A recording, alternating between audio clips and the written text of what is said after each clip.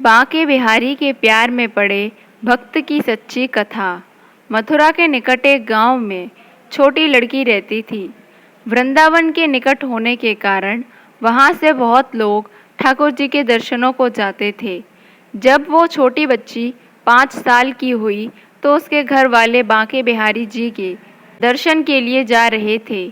उस समय वाहन बहुत कम थे। उनको दर्शन को जाते देख उस छोटी लड़की ने कहा, पिताजी मुझे भी अपने साथ ठाकुर जी के दर्शनों के लिए ले चलो। पिताजी ने कहा, बेटा अभी आप छोटे हो, इतना चल नहीं पाओगे, थोड़े बड़े हो जाओ तब तुम्हें साथ में ले चलेंगे। कुछ समय बीता। जब वो 7 साल की हुई तो फिर घर वालों का किसी कारणवश वृंदावन जाना हुआ। फिर उस बच्ची ने कहा, पिताजी अब मुझे भी साथ ले चलो ठाकुर जी के दर्शनों के लिए। लेकिन किसी कारणवश वो उसको ना ले जा सके।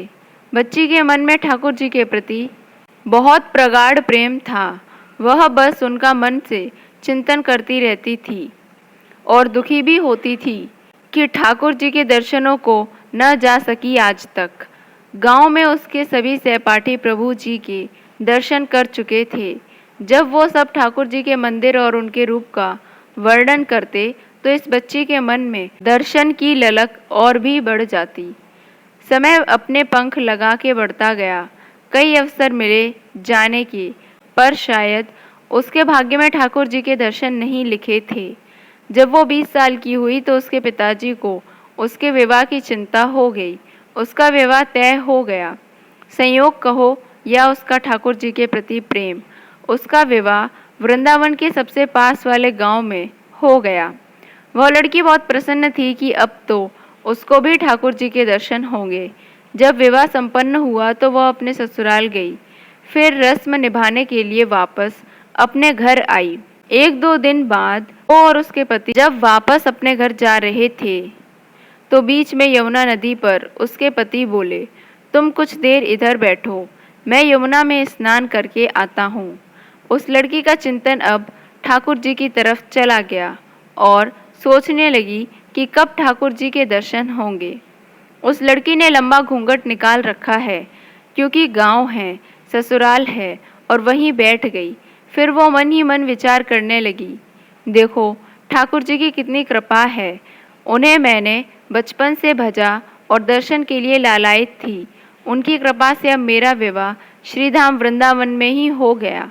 मैं इतने सालों से ठाकुर जी को मानती हूँ, पर अब तक उनसे कोई भी रिश्ता नहीं जोड़ा। फिर सोचने लगी, ठाकुर जी की उम्र क्या हो सकती है। मेरे हिसाब से लगभग 20 वर्ष के ही होंगे।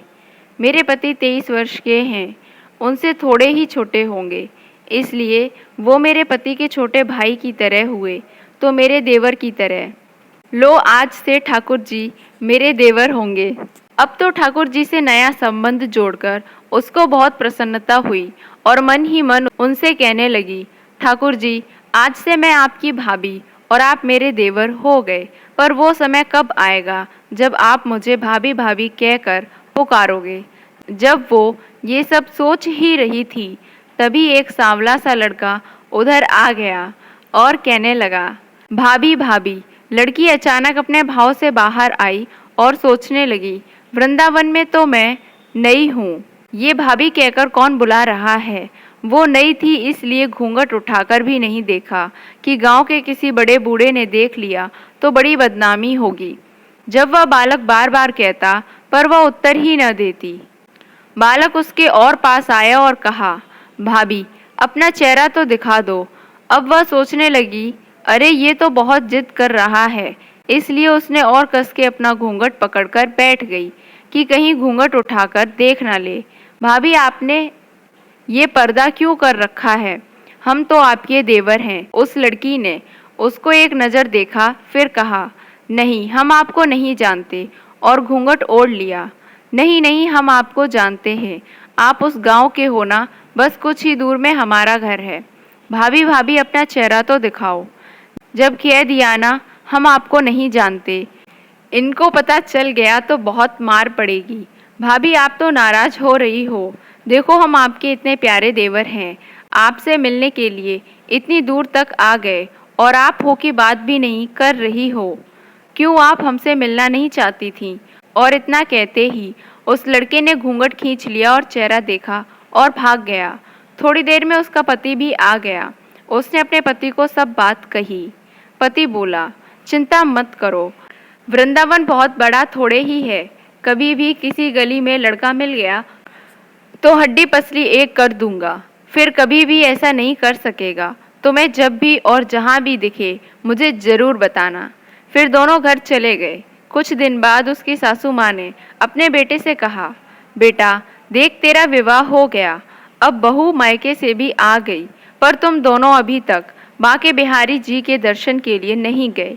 कल तुम जाकर बहू को ठाकुर जी के दर्शन कराकर लाना। अगले दिन दोनों पति और पत्नी ठाकुर जी के दर्शन के लिए मंदिर जाते हैं। मंदिर में बहुत भीड़ थी।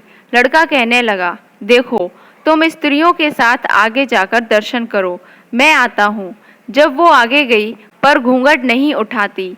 उसको डर लगता कोई बड़ा बूढ़ा देखेगा तो क्या कहेगा कि नई बहू घूंघट के बिना ही घूम रही है। बहुत देर हो गई तो पीछे से पति ने आकर कहा, अरे बावली, ठाकुर जी सामने हैं, घूंघट क्यों नहीं खोला? घूंघट नहीं खोलेगी तो प्रभु जी के दर्शन कैसे करेगी? अब उसने अपना घूंघट उठाया और जो बांके बिहारी जी की ओर देखा तो बांके बिहारी जी की जगह वो ही बालक मुस्कुराता हुआ दिखा। तो वह चिल्लाने लगी, सुनिए ओ जी, जल्दी आओ, जल्दी आओ, आओ। पति जल्दी से भागा भागा आया और बोला, क्या हुआ? लड़की बोली, उस दिन जो मुझे भाभी भाभी कहकर भागा था ना, वह लड़का मिल गया। पति ने कहा, कहाँ है? अभी उसे देखता हूँ, बता तो जरा। उसने ठाकुर जी की ओर इशारा करके बोली, ये रहा, आपके सामने ही तो है। उसके पति ने जब देखा तो अवाक ही रह गया और वहीं मंदिर में ही अपनी पत्नी के चरणों में गिर पड़ा और बोला, तुम बहुत ही धन्य हो। वास्तव में तुम्हारे हृदय में सच्चा भाव ठाकुर जी के प्रति है। हम इतने वर्षों से वृंदावन में हैं, पर आज तक हमें उनके दर्शन नहीं हुए, और तुम्हारा भाव इतना उच्च है कि ठाकुर जी ने तुम्हें दर्शन दे दिए। ठाकुर जी से सच्चे प्रेम से जो भी रिश्ता बनाओ तो ठाकुर जी उसे जरूर निभाते हैं, जैसे इस कहानी में ठाकुर जी ने देवर का संबंध निभाया।